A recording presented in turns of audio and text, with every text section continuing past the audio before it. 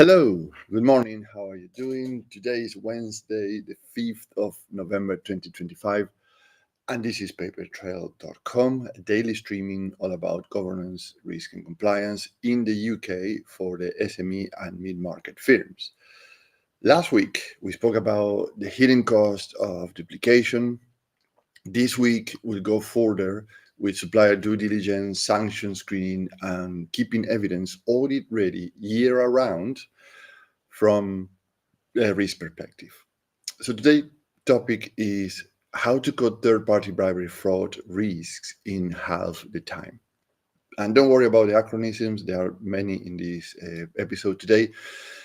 I will explain them during the streaming. And as a sort of disclaimer, this is not a complete guide. I will focus on three main problems. So here we go.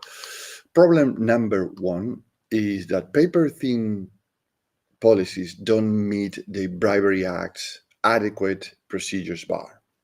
Prosecutors look for proportionate, embedded controls. And what is an adequate procedure? That means the company's internal controls to prevent bribery.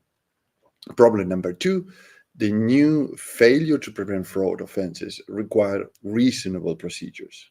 We said adequate procedures, and this problem number two is reasonable procedures. So no more onerous than adequate. So risk assessment is foundational now. So it's part of the foundation of the company. So, and reasonable procedures refer to company defense against a bribery charge, demonstrating it had adequate measures in place to prevent bribery by its employees or associated persons.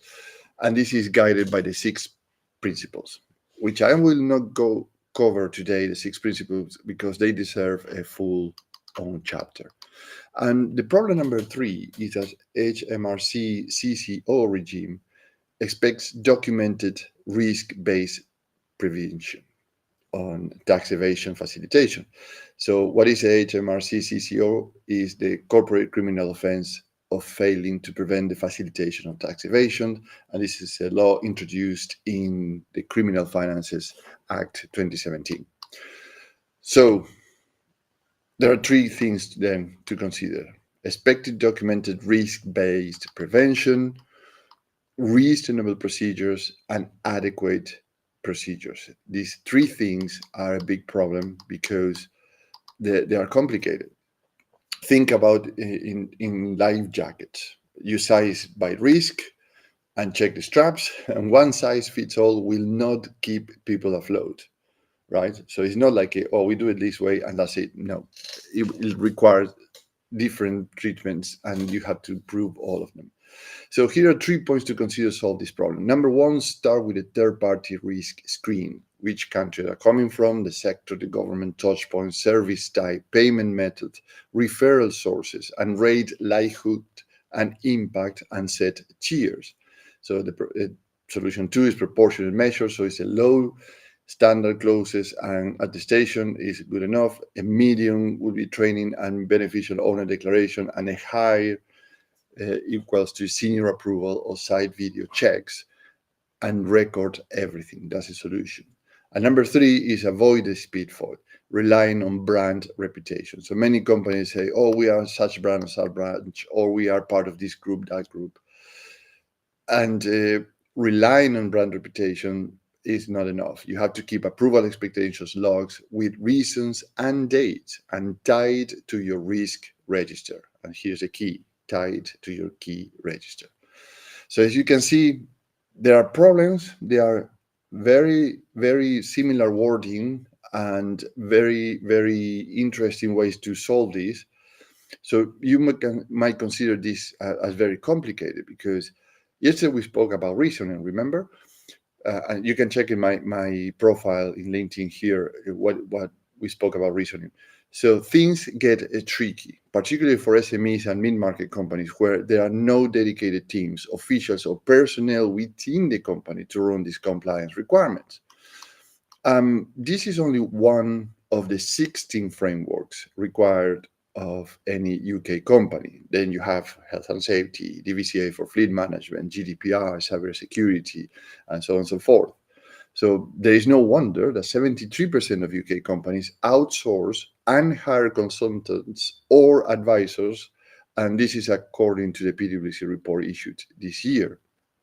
So what we should be looking for, as I always mention in the stream, in this live stream, you and your company should have a compliance baseline, or at least in mind what is a baseline, so you can hire on your own terms instead of being like, what is this about? I had to do it. I trust these people. I paid a bunch of money, and then you find that there are forms and checklists. So what a baseline looks like. First, look for outcomes, particularly for bravery and fraud.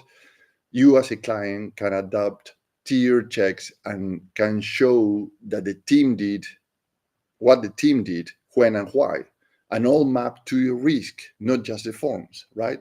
So look what outcomes they are providing to you.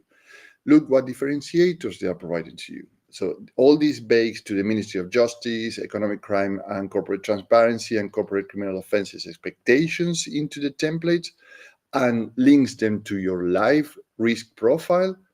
If they don't, then you see that it's just pretty much taking a form here, hand it over there. So everything have to have a reason why the things are linked to each other. And we'll cover this in the how they reduce your risk with the lineage. And here we go. So provide an artifact lineage plus ownership accountability that makes the adequate and reasonable procedures defensible and practical. And as a reminder, an artifact means a concrete piece of evidence that you produce during supplier due diligence, and lineage shows the linearity. So what is a requirement, what are the controls, the forms, checklists, etc., and the evidence, and also linked to your risk profile. So one action that you can take today is pick one high-value customer of yours, complete a 10-minute risk screen, and add one proportionate enhancement, and means a beneficial owner declaration or a second sign-off, and file all this with your evidence. So this seems to be very complicated. It is.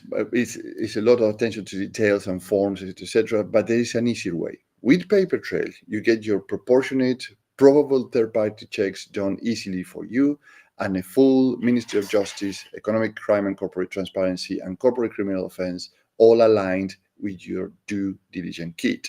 This is perfect for UK SMEs and mid-market because you use the same control library for health and safety, GDPR, DVCA, and Cyber Essentials, EPR for packaging, and so there's no double entry. It does reduce your time and your team times by 60% in terms of compliance, and your costs by 80% because all lies in one place. It's a continuous gap analysis, so every time the system is checking constantly what are the gaps. That gives you a clear view of what is done, what is missing, and who is the person or the owner of the fixes before assurance, inspection reports, or audits hits you. So you can do it once, you can do it properly, and then move on to the things that are more interesting for you, which is grow your company and be more profitable. So stay tuned this week as we go forward with supplier due diligence, sanction screening, and keeping evidence audit ready year around. So yesterday we wired in sanctions reasonings. Today we got third-party bribery, fraud, risk, and half the time with a system that does it automatically for you. And tomorrow we'll make evidence always on, so audits become boring. Another fire drill, scramble of paperwork and binders, etc. Make audits boring. So join the waitlist, papertrail.com. Have a great day, and I'll see you tomorrow.